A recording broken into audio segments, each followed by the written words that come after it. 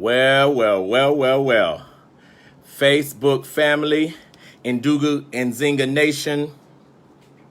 Woo! All righteous, loving people. Here we are. Here we come again. Tosha Oliver, I was just calling your name a moment ago. I promise you, I was just calling your name a moment ago. What's up, my sister? You better be ready for this one. Wow. Elder Akinyele Olakunde. My man. How are you, sir? On today? Nefertiti! What's up, daughter? What's going on? Beautiful black woman. Obata Kufanyatana. Yes. Good evening. What's going on? Iraife Oluwa. Yes, Ijeoma. What's going on? Jillian Johns, my sister. My God, my sister. That black woman helped me out in ways that I hope I get to tell God one day. Leon Hendricks, how you doing? Mother Dolores, good evening. Y'all, today's lesson, what is your worth? When I tell you God gave me something today, what is your worth? I'm not talking about what you think about yourself. Oh, help me today, oh God. Leon Hendricks, hey man, one day I got to call you, man. I know a whole lot of history about you, man. I remember when you was born, dude. Bolanile is one of the strongest black women on this planet out in California, changing the world. Kevin Anderson, I love you, black man. I love you. I love who you are. I love your contribution to the transformation of black people. Absolutely.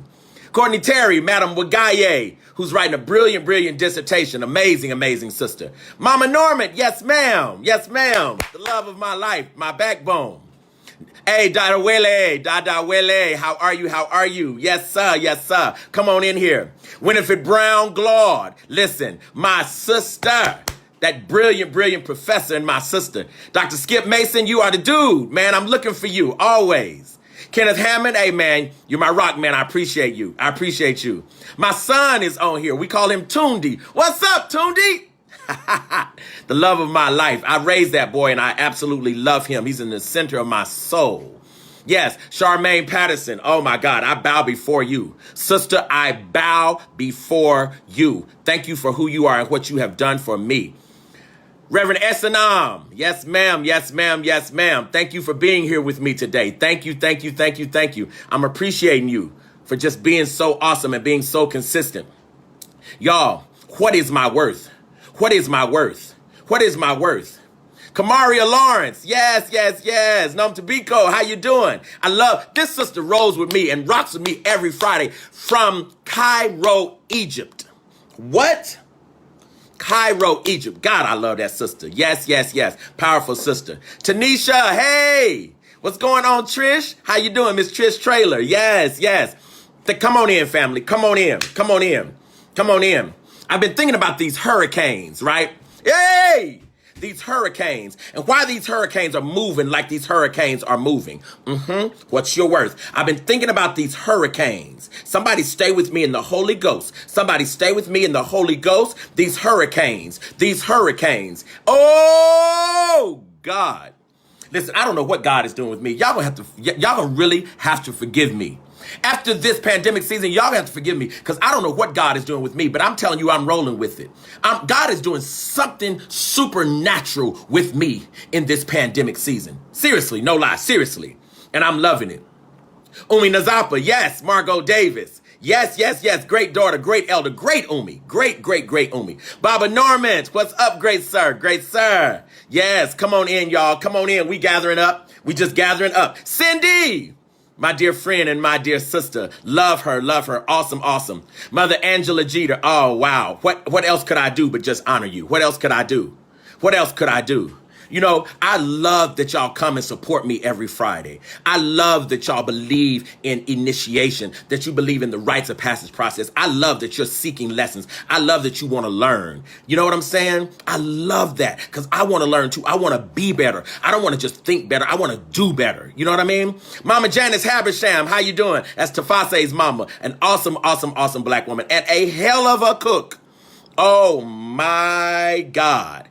Woo! A hell of a cook. Wow, unbelievable. Dean, what's up, man? How you doing? Chester, I love you, Chester. Thank you for being here with me, man. Yes, yes, yes. I'm calling the roll and honoring the saints. That's all I'm doing. I'm calling the roll and honoring the saints. Mr. Malone, what's up, dude? How you doing? Yes, yes, yes, yes, yes. Here we are. Here we are again. What is your worth? What is your worth? What is your worth? Not what do you think about yourself, but what is your worth? God, if God will give me 30 more minutes, I'm going to bless you behind it. If God will just help me and raise me up. Oh God, raise me up on tonight. Arilanisha, brilliant, brilliant woman, brilliant professor, an amazing, amazing writer. My great brother, the love of my life, Mr. Chan Berry. Chan, A, brother, I hold you right here in my heart, man. You're everything. You're everything. Rebecca Wilcox, listen, your brilliance I shall never, ever, ever, ever, ever forget. Not ever. I thank you for being who you are and for being here with me. Greg Cook, yes, sir. One of the most amazing brothers I know, and a white brother, and he's fantastic. Greg, I love you, man. I love you. Charlotte Williams, keep on transforming, Tennessee. Keep on transforming Chattanooga. We love you for who you are. Mama, mama, mama, mama, mama, mama, Fujo. Love you. Yes. Lazare, what's going on, black man? Yes, sir. Yes, sir. Yes, sir. Yes, sir. Listen, we here to do a mighty thing on this evening. It's a mighty thing. I'm here to tell you. God is giving, listen, when I tell you there's a word today, oh, help me, Holy Ghost. Holy Ghost, if you will help me on today. And we're going to start out with our libation. We're going to start out with our libation, right? And I'm feeling the hurricane. So you're hearing the hurricane. I'm feeling the water, right? I'm feeling the song of the water in the middle of the hurricane, right? But I've been thinking about why these hurricanes are moving like they're moving. Why are they toiling the way they're toiling? Oh, God. Why are these hurricanes? Why are these sea billows rolling? Come on, somebody. Come on, somebody. Why are the waves tossed and driven like that? Oh, Kaya, don't come in here fooling with me. Kaya Kufanyatana, listen, my right arm. I love you, darling. And you know what it is? And I'm going to start right here. For every single African who was thrown into the Atlantic Ocean, whose name was never called, God help me on this evening. For every single African who was thrown into the Atlantic Ocean, whose name was never called, a hurricane is coming to honor their living, to honor their life, to honor their being. Come on, somebody. So tonight's libation will be no names. It will be for every life literally tossed into the Atlantic Ocean, whose names we do not know, but whose lives and whose spirit we honor. Because those who were tossed, or those who jumped, or those who were thrown, all of those jettisoned into the Atlantic Ocean became ancestors who helped, who turned around and helped the living. Come on, Gwen, stay with me. So we give honor first to Ashe, and then to Ashe, and then to Ashe, and then to, we thank God for Ashe. We celebrate the life of, woo, we magnify the power of, we celebrate the strength of, woo, God help me. Thank you for the life of Ashe. Thank you for the blessing of Ashe. Thank you for the miracle of. Thank you for the decision of.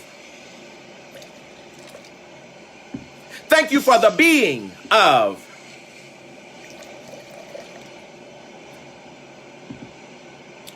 God, something is literally all over me, literally. Thank you, oh God, for the memory of, the presence of, God, the joy of, Ashe, wow, the power of. Thank you, ocean, for remembering the life of. Thank you, Chilly Jordan, Chilly Jordan, Chilly Jordan, for embracing the spirit of. Thank you, troubled waters, hey, for remembering the life of.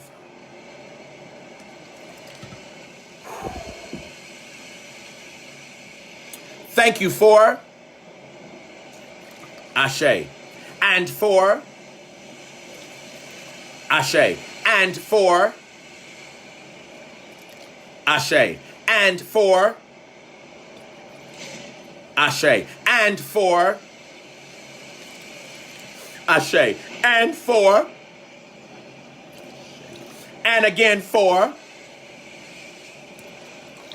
Thank you for the determination of, yay, the resilience of, Ashe, the mighty power of, the hope of, ooh, God help me.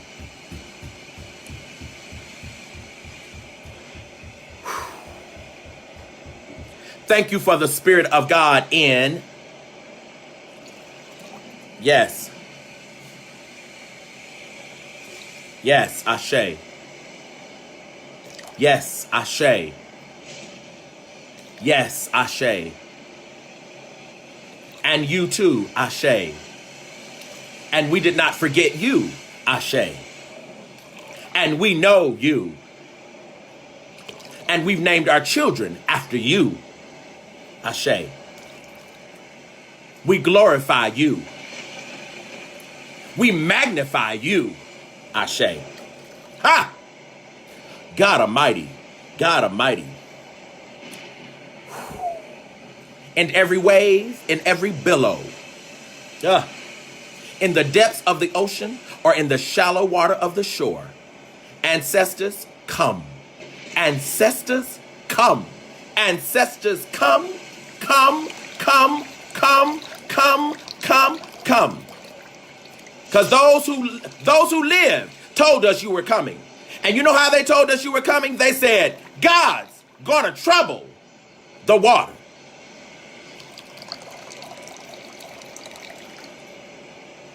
Ashe. Woo! And it is so. God's going to trouble the water. God's going to trouble the water. Woo! God is going to trouble the water. This is the coming, y'all. This is the coming. This is the coming. This is the coming. The coming. We are the coming. We are the people coming. We are the memory coming. We are the remembering coming. We are the men coming. We are the women coming. We are the children coming. We are coming. We shall be coming. We have been coming. We will be coming tomorrow. It is the great coming, and we will keep on coming until every soul has come. Hey! Listen, stand with me until every soul has come, until every soul has been acknowledged, until every spirit has been thanked. Hey! Until we have bowed down before every spirit that ever believed in us. This is the coming. Oh, this is the coming. This is the coming. We shall keep on coming until we all arrive. Ooh. Listen, they're doing the March on Washington right now. Listen, black people keep a coming. We keep a coming. We're going to keep on coming. We're going to keep on coming. They're marching as we're pouring the libation. Come on, somebody. This is black people coming. This is human beings coming. This is spirits coming together. This is the righteousness. Come on, somebody. Come on, somebody. This is the verbal healing. Come on. This is the physical gathering of a people who know and a people who understand that until we do this, there shall be no peace on earth. Come on. But let there be peace on earth. But in order for there to be peace on earth, we got to keep on coming. God, somebody help me today. Somebody help me. Somebody, please help me today. What's your worth? What's your worth? What is your worth? What are you worth? Do you know your worth? What is your worth? How do you know your worth? How do you figure out your worth? How do you struggle with constructing your worth? How do you do that? How do you know whether or not there is worth in you? That's what we're coming here tonight. That's what we're here. That's what we're here to examine. And so a couple of proverbs, right? A couple of proverbs on worth and on self-worth, on constructing one's worth, right? Y'all stay with me just for a minute. This thing is about to get good to my soul. This thing is about to get good to my spirit. I'm just adjusting my camera here. Just a minute. This thing is about to get real good. Let me get this light right. It's about to get real good to my spirit. Proverb number 1. If you don't obviously love yourself, stay with me. If you don't obviously love yourself, you obviously don't love me. If you don't obviously love yourself, you obviously don't love me. Come on, somebody. Come on, somebody, shout about it. Come on, somebody, and shout about it. Now, proverb number 2. Sometimes, the hardest part of the journey is believing you're worth the trip. Oh, God, help me. Sometimes the hardest part of the journey is just believing that you are worth the trip. Oh, God, help me today. Help me. Y'all, help me. Help me. Next proverb. It is difficult to make a person miserable if they feel worthy of themselves. It is difficult to make a person miserable if they feel worthy of themselves. Oh my God, help me today. Help me today. That thing blessed me. Check out this one. You don't look for a diamond. You don't look for a diamond. You look for the rock that holds the diamond. And then you get ready for the work. Oh, help me today, oh God. You don't look for a diamond. You look for the rock that holds the diamond. And then you get ready for the work. Oh, Lord, have mercy. Self-worth. How do you know your worth? How do you know your worth, right? How do you figure out how much you're worth? Stay with me. Next proverb. Self-worth comes from one thing: discovering how much you cost. Self-worth comes from one thing: discovering how much you cost. Oh, that thing will bless the saints. That'll bless them real good. That'll bless the saints real good. I love this next proverb. Oh, God, I love this. If you don't look at your people and swell with pride, you have no self-worth.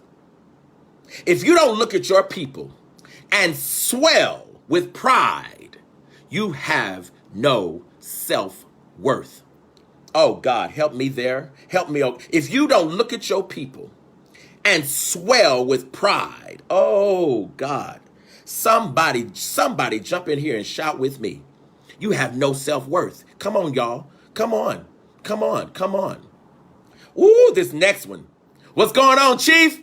I appreciate you being here. Good brother, Chief. Yes. The need for validation means you can't count very high. Listen, that about make me run. The need for validation means you can't count very high. What does that mean? In other words, you are supposed to be able to count the price of your own excellence, of your own being. If you need someone else to confirm in you who you is, you can't count very high. Come on, somebody. Come on, somebody. Come on, somebody. Stay with me, stay with me, stay with me. Woo! This next one is a good one, too. This is a really good one. Umi Kariamo, how you doing, my sister? Yes. One of the greatest people on the planet. Rashawn Young, I love you, man. I love every piece of you. I love every piece of you, and I ain't ashamed to say it. Yes. What's going on, Keith Jones? What's going on, good brother? Love you, brother. Next proverb. When you see yourself through the eyes of those who don't value you, you will work hard to exalt the God they praise. Listen. When you see yourself through the eyes of those who don't value you, you will work hard to exalt the God they praise. I need hands lifted all over this Facebook. Oh, God, help me somewhere. Jokai, yes, ma'am. Yes, ma'am. One of the greatest teachers on the planet. Yes, ma'am. Yes, ma'am. Yes, ma'am. Yes, ma'am. I'm going to say that one again. When you see yourself through the eyes of those who don't value you, you will work hard to exalt the God they praise. Lord, have mercy, oh God. Hondo.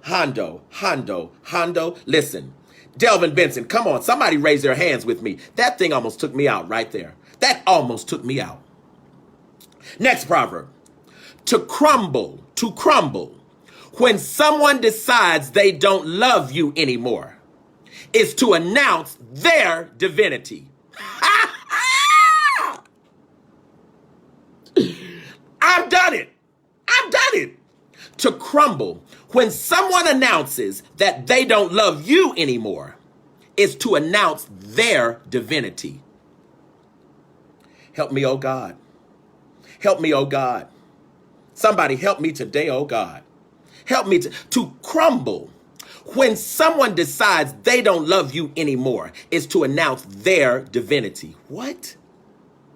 God, help me today. Help me today, oh God. Help me today, oh God. Woo! And the last proverb. Loving yourself is celebrating your journey, not reprimanding yourself for having to take it. Loving yourself is celebrating your journey, not reprimanding yourself for having to take it. Oh my God, have mercy today. Oh my God. Somebody. Oh my God. Ooh, help me today, oh God. Somebody stay with me today, oh God. Somebody stay with me today, oh God. What is your worth? What is your worth? Now stay with me. You know why I want to do this topic? I was reading an article the other day. Oh God, I feel it coming on me, y'all. I was reading an article the other day that was talking about Beyonce's worth, like how much she was worth, her net worth. And her net worth was something like $300 million or something. And I said, wow, that's interesting. How did they determine how much Beyonce is worth? How did they determine how much Beyonce is worth? Is how much you're worth how much money you have in the bank? Is it how much revenue you can generate? Is how much you're worth how much other people would pay to come see you, right? How do you determine a person's net worth? And then I went on the internet and I started looking at Jay-Z and other people, and I started looking at all these people's net worth. Stay with me. Stay with me, oh God. Stay with me. Somebody stay with me, oh God. And then what I figured out is that this has been the trick. This has been the trick of white supremacy since we got here. The commodification of black flesh and the translation of black flesh into dollars and cents. So that we end up thinking that the amount of money we make, right? We end up thinking that the amount of resources we're able to gather is a reflection of the actual worth of our being, the actual worth of our spirit. Stay with me, stay with me, stay with me. And here's why. Because what really happened, y'all, is folks always talk about slavery as an economic enterprise, and it was. It absolutely positively was. But it was something else too. And that is slavery was an aesthetic enterprise. It was an aesthetic enterprise. They didn't buy every African. They didn't buy every African. Oh, Umi Kariamu, come on. They did not buy every African. They chose which Africans they wanted. And it was absolutely for the dream of labor. And it was for the dream of pleasure. It was for the dream of desire. Come on, somebody. Come on, somebody. Why is this important? Because some of our worth was determined not by what they dreamed you could do in terms of work, but what they dreamed your flesh could do in terms of the honor and the desire and the pleasing of their flesh. That's why folks did this whole thing of, let me look at your toes. Let me look at your nose. Let me look at your ears. Let me look at your mouth. Let me see what size penis you have. Let me look at your vagina. Bend over, please, young man. Bend over, please, young man. Bend over, please, young man. Let me check out your anus. That was not only because some of them might have been sick. Come on, somebody. Listen, I'm free. I'm free. I'm free. That was because people were trying to dream and trying to imagine just what could be the worth of this thing in terms of what it could provide, in terms of what I desire and what I like. Come on, somebody. Come on, somebody. This was about the ability of black flesh to excite white sensibility. That's what this was about. Stay with me. Stay with me. Stay with me now. Stay with me. Stay with me. And so there's a moment in history that people call the auction block, when black people were put upon this raised platform, right? And their bodies exposed, right? When the fullness of their physicality was exposed to alluring eyes.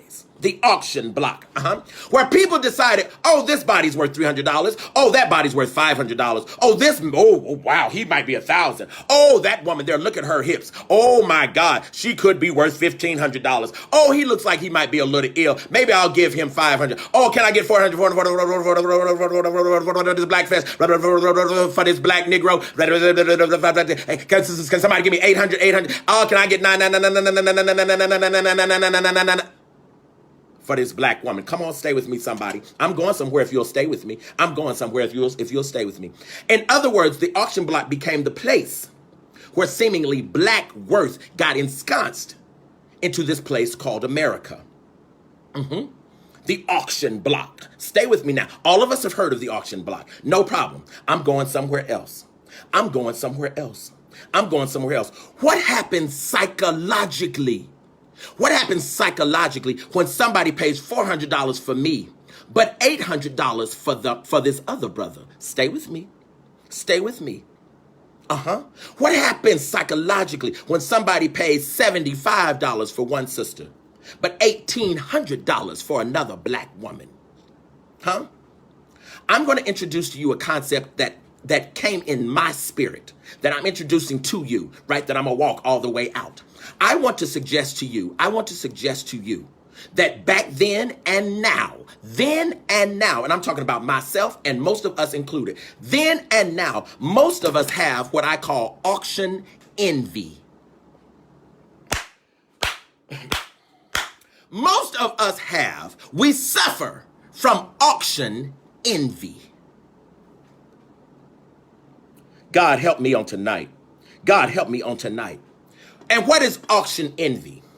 Auction envy is the desire to be found worthy. Stay with me. The desire to be found worthy by those who despise us to the same extent that you might find any other black flesh worthy. I want to make what so-and-so makes. I think I should make what they make. Oh, I want to change job because I'm not making enough. Not because I'm not happy. Not because I'm not doing what I'm supposed to be doing. Not because I'm not where the Spirit wants me. But because I'm not making enough money. And money is the means by which I come to understand the excellence of my worth and my existence.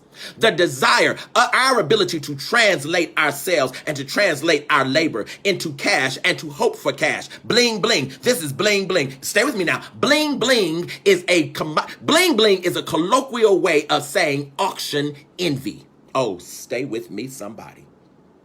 Auction envy. The NFL draft, auction envy. Auction envy. Million.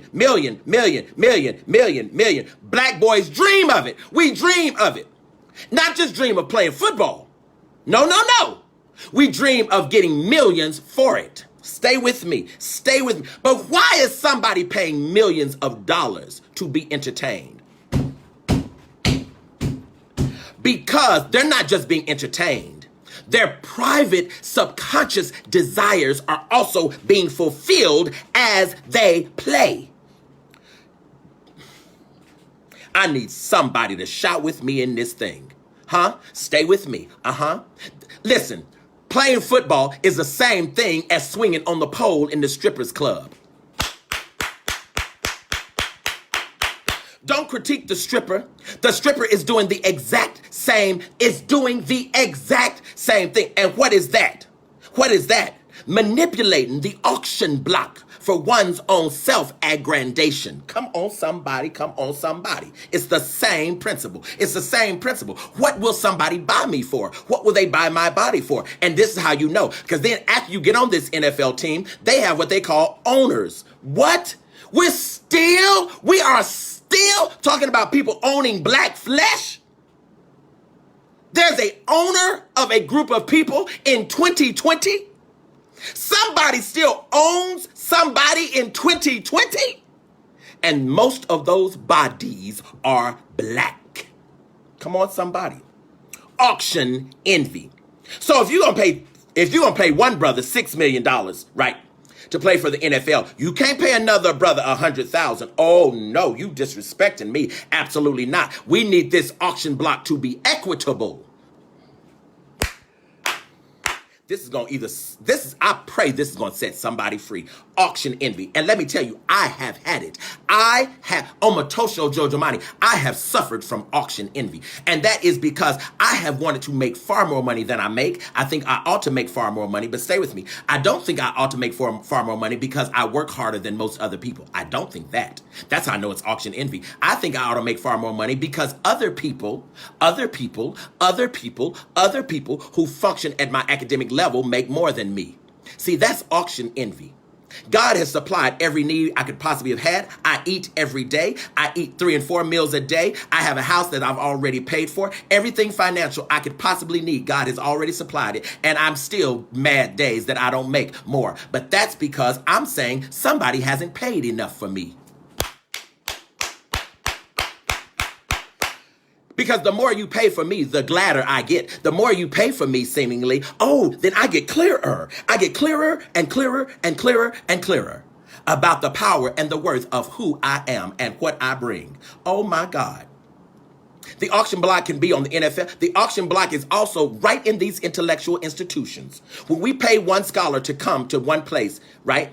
Stay with me. When we pay a scholar to come to a school and we pay them exorbitant amounts of money because we just glad you here, that is called auction block. Why? Because we're pimping your being in our intellectual space. And schools do it all over this country. And we wait and we beg for our turn for someone to think we're worth enough to offer it to us as well. Come on, somebody. Now, when we came through slavery, I want somebody to say that. I'm going to go a little deeper water. When we came through slavery, the deepest concept I've ever heard of in my life, is this idea that I would have to buy myself from you. Stay with me. In order for me to be free, I have to pay you for me. Wait a minute, what?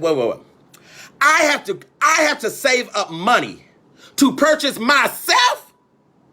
Listen to me. Do you know the psychology of what that means? See, in order for me to purchase myself from you, I have to agree with you about my worth. I have to ask you what it will take for you to give me back to me. Somebody stay with me. In order for me to purchase myself from you, I have to agree that I'm purchasable.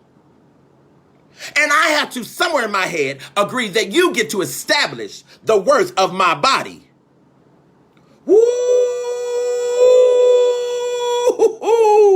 God, somebody help me. What does it mean that I have to buy me back from you?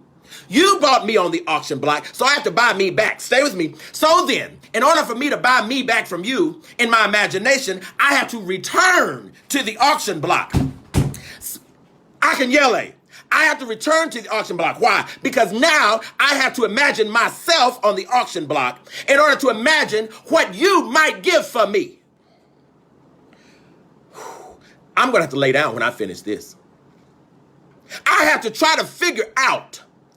I have to look up to that platform and see myself on that same platform and try to figure out how much you think I'm worth so I can give you that in order that I can get myself back. What? And that's precisely where we are. And it breeds auction envy. Because auction envy is, I want to be worth something. I want to be worth more. I want to be, so many black people, including myself, we've struggled a lifetime with self-worth. And here's why. Because somebody kept translating our being. I'm talking good. Somebody kept translating our being into money. And so money now has become the means by which we understand excellence. Stay with me. This is why people were selling drugs. Stay with me. This is why our children are sometimes doing all kinds of outlandish things to make big money. Because most black people suffer from auction envy. No, going to Walmart and getting a job? What? For $10 an hour? What? No, that ain't no good. Absolutely not. I got to figure out me a gig. I got to get me a hustle. Why? Because I got to make some cash. I got to make some big money because big money seems to translate into big worth. Daniel Black. Listen, I went on the internet and it said that Will Smith is worth $300 million. I said, $300 million. Wow, okay. All right, stay with me. Serena Williams, $180 million. Stay with me. Jay-Z, $1 billion. Kanye West, $160 million. Stay with me. I'm going somewhere. Beyonce, $355 million. Stay with me. Oprah Winfrey, $2.5 billion. Aliko Dangote, right? African brother in Nigeria, $10.6 billion. Stay with me. Stay with me. Stay with me now. Stay with me. Michael Jordan, $1.9 billion. Ooh, God help me. I'm going somewhere with this. I said, wow, look at all these black people and look at all this net worth. Stay with me. I'm going somewhere, black people, if you'll stay with me. But then I started looking at white people's net worth. Oh, God. Mark Zuckerberg, $68 billion. That's right. $68 billion. His wife, Priscilla Chan, $18 billion. Bill and Melinda Gates, $95 billion. Jeff Bezos, CEO of Amazon, $160 billion. Come on. And you know what I figured out? Stay with me now. One white man's worth exceeds the combined worth of all the black people in America, including all the names I just called. One white man's worth. One white man, Jeff Bezos, his net worth is more than all the black people, including the billionaires, combined. Stay with me. In other words, the same ratio that was in the 17th and 18th century in terms of the ratio between blackness and white wealth, it still exists now. The trick in America is that some black people have gotten relatively wealthy. But the trick is that on the auction block, all of our money could not equal one of theirs. Stay with me. But I'm going somewhere with this. Ooh, now when I do this, I'm really going to sit down. I'm going somewhere with this. I'm going somewhere with this. And then I said, Spirit, something is wrong here. Something's wrong. Something's wrong. Because I know my own worth. I know the worth of my people. I know the worth of the people I walk with. I know what black people have done creatively in this land. I know that we built this place. I know that. I've studied the history. I get this. I know how we've marched and walked. And quite frankly, I know how we've taken care of white people. I know how we've taken care of white children. I know that. I know how we've cleaned lawns. I know how we've cut grass. I know how we've painted houses. I know how we've cleaned houses. I know how we've scrubbed floors. I know how we have cooked meals. I know that we've done that. How in the world could this be possible? So stay with me now. Stay with me. Stay with me. Stay with me. Stay with me. Stay with me. Stay with me. And let me tell you what I figured out. Yay! God, listen, I'm about to turn this corner. America, you owe my great-grandfather $500,000. You owe my great-grandfather $500,000. For what? For all the cotton he picked and you didn't pay. Listen, you, Obata, they owe your great auntie, who they threw overboard in the Atlantic, $400. Stay with me. You owe Ire Ife's great-great cousin, whom you burned at the stake. She would have sold for $700. You owe Esenam's great-great-grandmother's twin sister, whom you raped and murdered, $800. You owe for Umi Nazapa's great-great-grandfather's land that you stole and you lied and you made the taxes so high that he couldn't keep it, $17,000. You owe for all the domestic black women who cleaned houses, $100 million, and cleaned snotty white noses, $500 million, and cooked meals, $500 million, and endured sexual assaults, $20 billion, for which you never ever paid. You, America, if you gave $10,000 per black domestic worker, and there were literally thousands of them who worked for 400 years, and the way you underpaid, you owe $400 billion. Come on, somebody. You owe black male railroad laborers for 100 years of unpaid, excruciating labor. If you paid $10,000 for every black man who worked on the railroad, if you just paid the difference between what he made and what a white man made, you owe $50 billion. Come on, somebody. You owe $200 billion in recompense for having paid black people in the South $1 a day for chopping cotton when it was worth $3. Stay with me. It was worth $3. You paid $1. So for the $2 you didn't pay, for all the days, for all the hours, for all the black people who did it, for all the years they did it, you owe $416 billion. You owe $500 billion for civil restitution for the black women's bodies you assaulted and raped. And I'm talking about the ones you didn't own. Come on. You owe $500 billion for black children you kidnapped and sold away from their families, never to be reunited. I'm not talking about the ones we found. I'm talking about the ones we didn't. You owe $50 billion to black farmers. That's right, Southern black farmers, whom you underpaid for their crops. You owe them because when they came in, you changed the measurement in order that you could cheat them. So you owe them just for the part you never paid, $50 billion. You owe $50 billion. You owe $500 billion for the 50 years of free entertainment on banjos. I have to go. For the free entertainment on banjos and washboards and ham boning, you owe $500 billion for all of that entertainment. You never paid a dime. You owe $500 billion for the creative work stolen from folks like Little Richard and Rosetta Thorpe.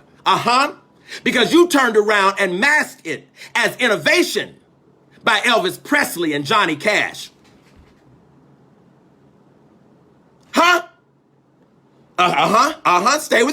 Stay with me. You owe another $500 billion for the architectural genius of black men who built places like the White House and most other municipal structures in urban spaces, but never got their check. You owe another billion to black butlers who accompanied wealthy white men all across this nation and stayed on call day and night, although you only paid them for the day. Come on, somebody.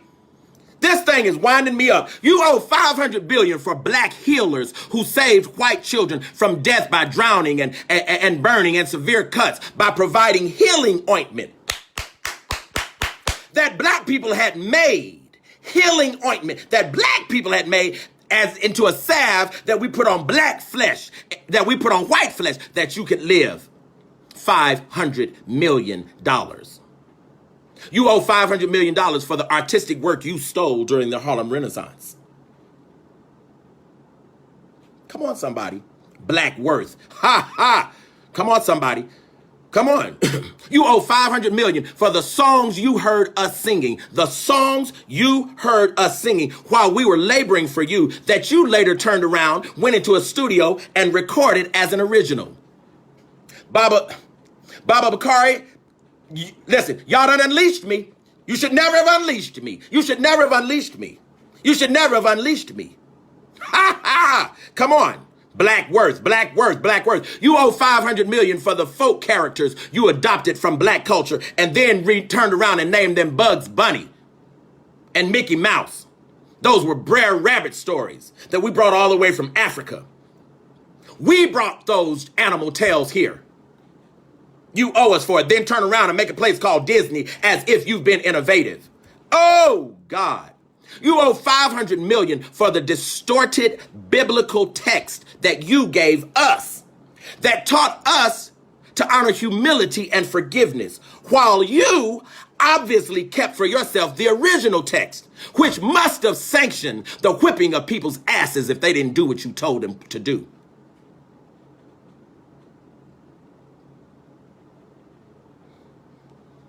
Come on, somebody. Come on, somebody. Come on, somebody. So in the end, the grand total of your debt, the grand total of your debt, the real truth of black worth in America, the real truth of the worth of this flesh, the real truth of the work that this flesh has done in this country, if you were going to translate it into net worth, you owe us $1 trillion.